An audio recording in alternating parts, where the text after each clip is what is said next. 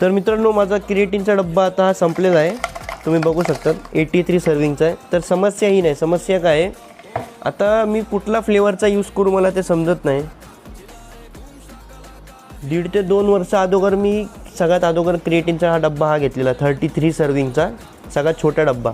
तुम्ही बघू शकता बघा, अशी धूळबीळ लागलं कुठं कोपऱ्यात पडलेला, शोधून आणला त्याला मी.